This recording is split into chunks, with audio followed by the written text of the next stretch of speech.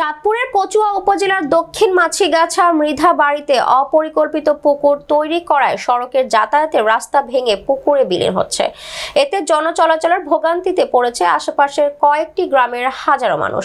সরেজমিনে গেলে স্থানীয় অধিবাসী ও ভুক্তভোগী পরিবারগুলো রাস্তাটি নতুন করে সংস্কার ও গাইড ওয়াল নির্মাণের দাবিতে তাদের দীর্ঘদিনের দুঃখ কষ্টের কথা তুলে ধরেন। এ সময় গ্রামবাসী তাদের যাতায়াতের একমাত্র এই রাস্তাটি দ্রুত সংস্কারের পাশাপাশি গাইড ওয়াল নির্মাণের দাবি জানান।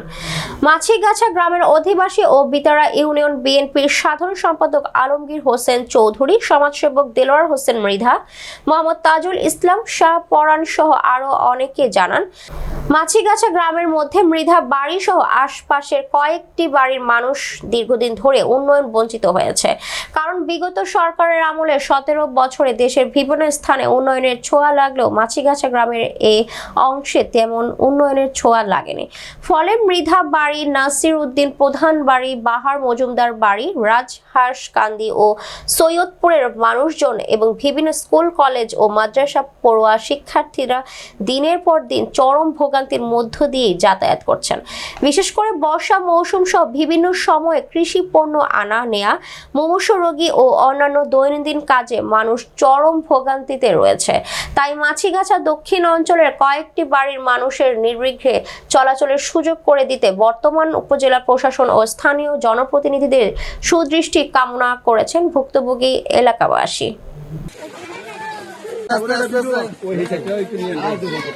রাস্তা কিন্তু অত্যন্ত দুর্ভাগ্যের বিষয় যে এই পরিতাপের বিষয় এই রাস্তাটার প্রতি প্রশাসন এবং উপর মহলের কোনো দৃষ্টি আসছে না।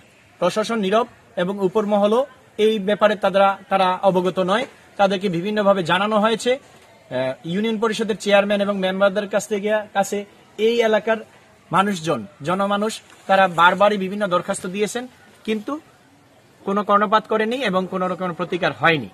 তা আমি উদ্যত্ত আহ্বান জানাবো, প্রশাসনের দৃষ্টি আকর্ষণ করব, আপনাদের মাধ্যমে, সাংবাদিকদের মাধ্যমে প্রশাসনের দৃষ্টি আকর্ষণ করব যে আপনারা এই রাস্তা, জনগুরুত্বপূর্ণ রাস্তাটার কথা বিবেচনা করে তড়িৎ গতিতে এটার একটা সঠিক সমাধান দেওয়ার চেষ্টা করবেন। আমি ব্যক্তিগতভাবে ইউনিয়ন বিএনপির সাধারণ সম্পাদক আলমগীর হোসেন চৌধুরী, আমি 3 নং বিতারা ইউনিয়ন বিএনপির সাধারণ সম্পাদক। আমি দীর্ঘদিন, আমার কাছেও তারা গিয়েছে, কিন্তু আমাদের গভর্নমেন্ট ক্ষমতায় না থাকার কারণে আমরা কোন রকমের তদবির করতে পারি নাই।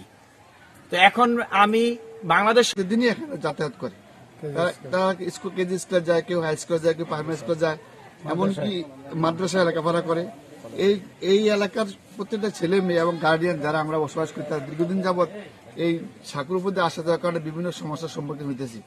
এই সাঁকু আমাদের বিভিন্ন ভাবে আমরা ব্যক্তিগতভাবে অনেক টাকা পয়সা দিয়ে মেরামত করছি, কিন্তু আমাদের যারা আমরা এখানে মেরামত করি তারা সবাই হতদরিদ্র মানুষ, তারা নিম্ন মানুষ, তারা এত টাকা পয়সা দিয়ে মেরামত করতে পারে না, বিধায় আমরা একটা সাহায্যের আবেদন করছি।